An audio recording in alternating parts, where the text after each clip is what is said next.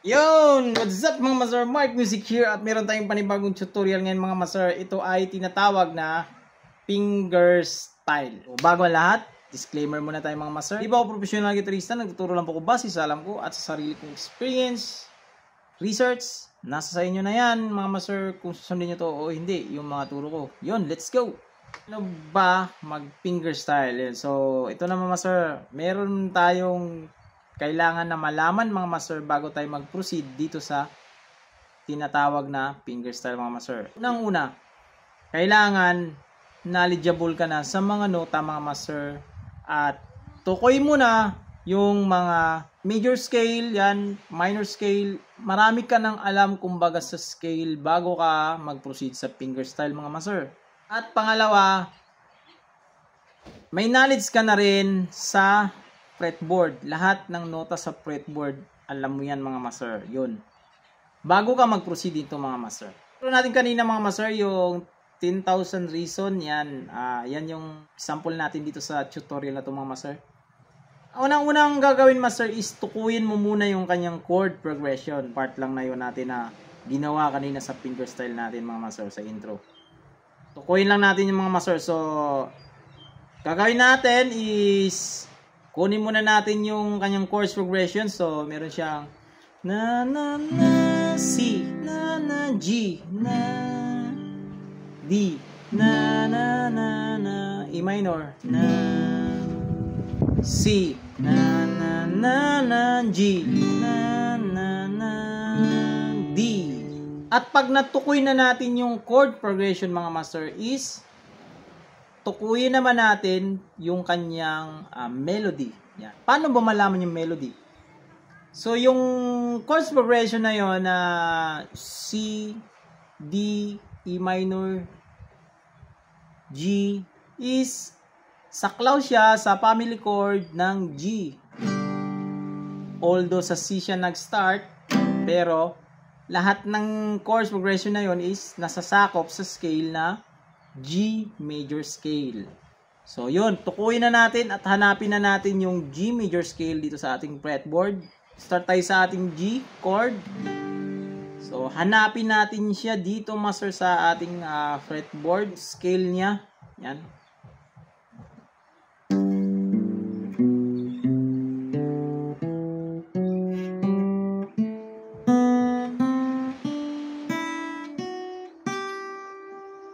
Yan. Malagang malaman yun mga master kasi para malaman natin yung melody.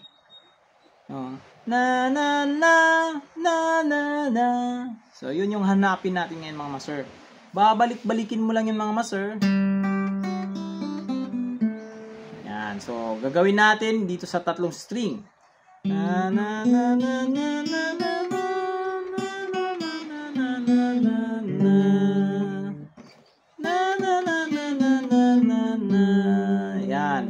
kasi yung gagawin natin dito sa ating mga bass na string ito, siya yung ating magiging foundation. Kumbaga, siya yung, kumbaga sa pagdalawa kayong gitarista, yung isa nag-lead, nagsosolo at yung isa nagbe-bass.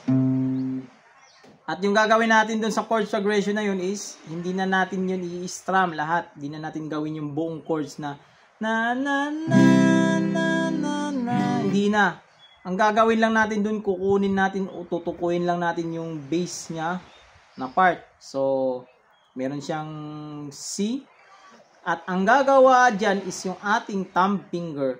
Na na na na na na na na na na na na na na na na. Yan. Habang ginagawa mo yan mga master, is yun, anuhin mo na agad, analyze mo agad yung namumuong nota doon sa ating isip mga master sa pamamagitan ng major scale na G major scale. Take note, huwag kang aalis mga master o huwag kang lalayo sa scale na G. Doon lang tayo mga master. So, tandaan natin ito mga master pag maglagay na tayo ng bass part niya. So, na na na. Yan. So, merong tatlong nota na una bago yung ating bass part. So, na na na. Yan. So, na na na. Kasi nandoon na sa pangatlo yung ating bass part. So, na na na na na na na na na na na. Yan. So, hanapin natin yan ngayon sa pamamagitan ng ating G major scale. Hanapin natin yun. Ulit-ulitin lang natin. Dito lang yan. Huwag kang lalayo dyan sa mga nota na yan. Andyan lang yan. Na na na na na na na na. So na na na na na. Yun, natukoy na natin. Na na na na na na na na na. So meron siyang B, D, E.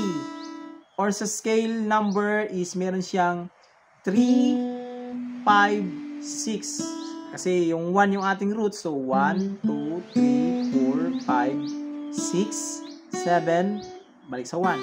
So meron siyang 3, 5, 6. Yan pala yung ating melody kanina bago tayo maglagay ng ating bass part. So na na, lagay na tayo ng ating bass part. Isabay natin yung ating number 6 sa melody. Yon. Hanapin naman natin yung na na na. So, from 6, 5, B. Bumalik lang din dun sa nota kanina na dinaanan. So,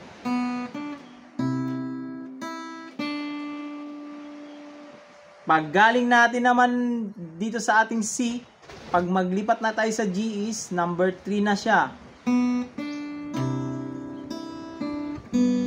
So, ulitin natin.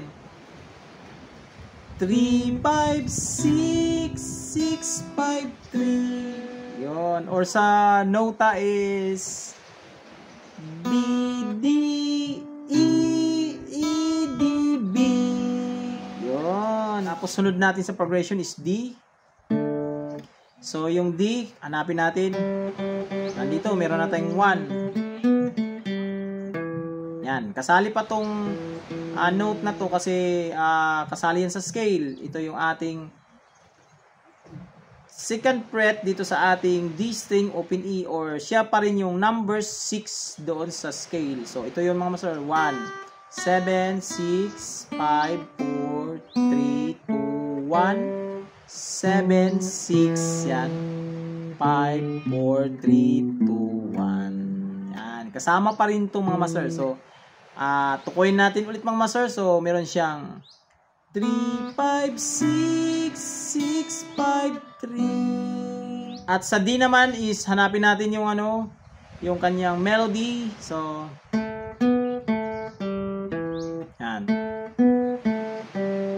Nakabilang pa rin yan sa scale ng G.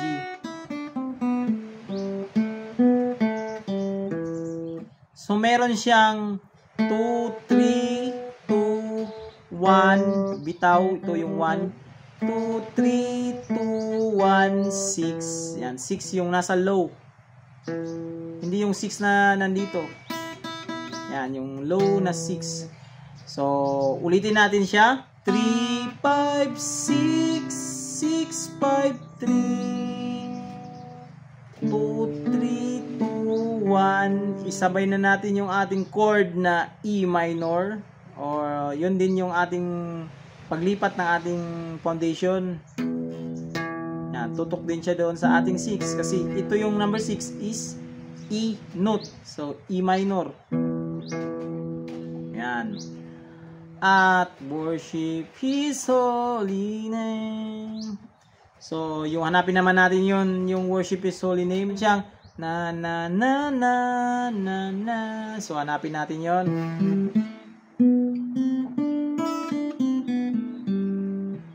So, dito pa rin pala siya sa number 6. Hindi tayo mag-alis dito sa ating 6. So, na 6, 1, 5, 3, 1, 2. Yan. So, ulitin natin ulit mga master from the start. So, meron siyang 3, 5, 6, 6, 5, 3.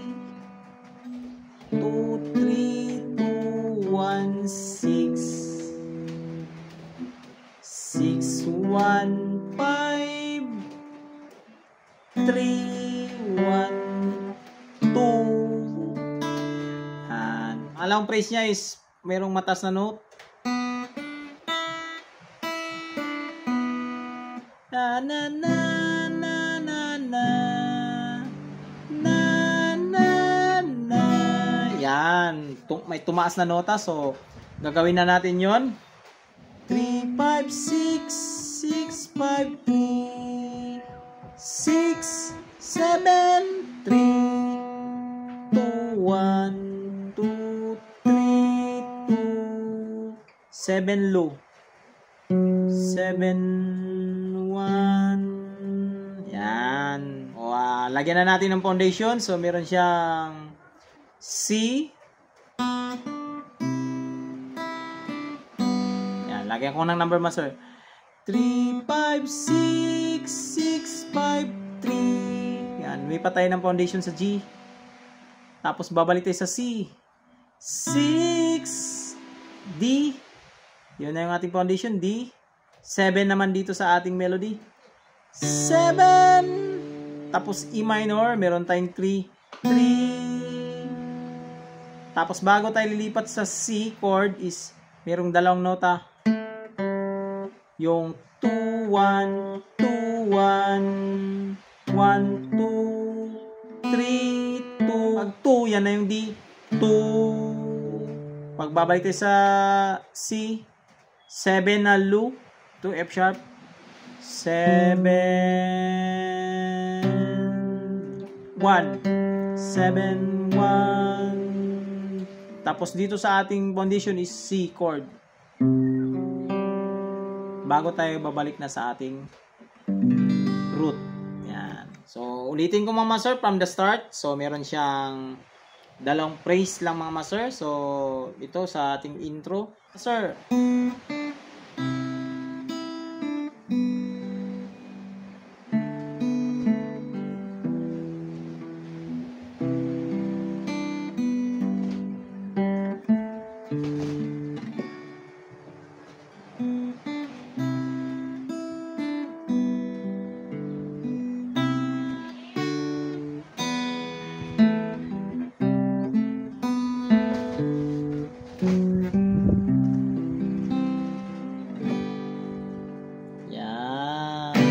Yan mag fingerstyle mga master. Napakadali lang mga master. Basta ito yung tandaan nyo mga master.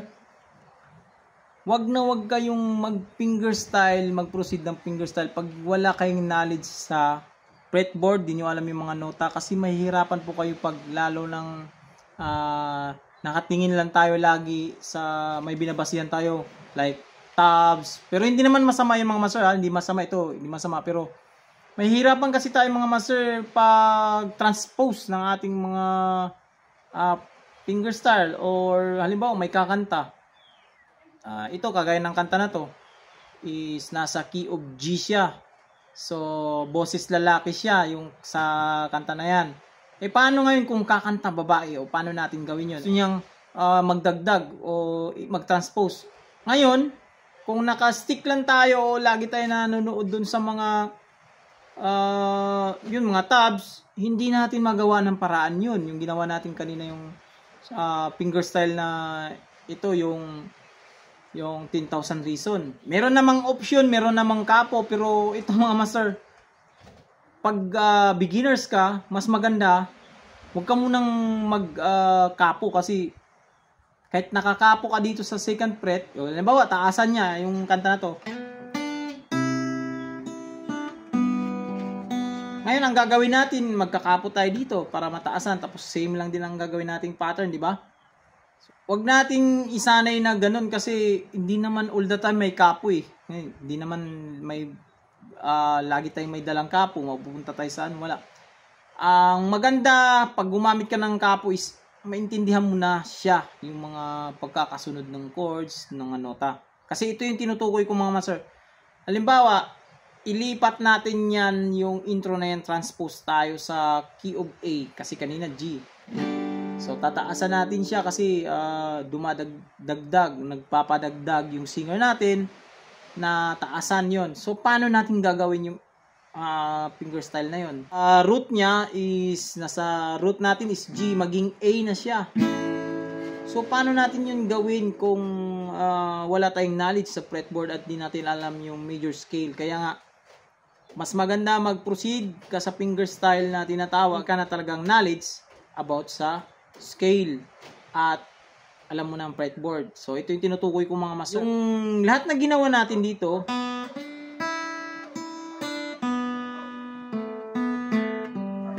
mag-iiba na yan.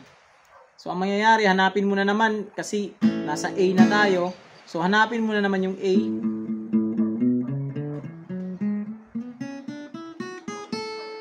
At hanapin mo rin yung chord progression nun. So, bless the Lord of my soul. Yan, mataas na siya. Oh, my soul, worship His soul. So, ganun na siya mga master. So, dahil sa ibang mga gitarista is alam na nila yung fretboard, sa ulado na nila at yung melody or major scale, hindi na yun mahirap gawin para sa may alam na sa fretboard. Kagaya ng kanina na yan, i-transpose natin yan kasi nag-A na tayo. So, nag-transpose na mga sir.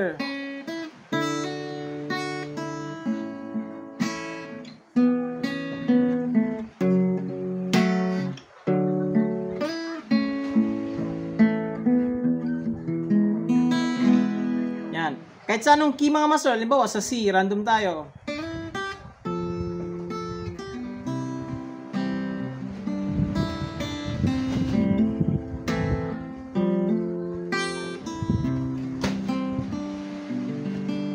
Yun yung point ko doon mga master. Kaya ang fingerstyle is hindi talaga siya bagay sa mga beginners.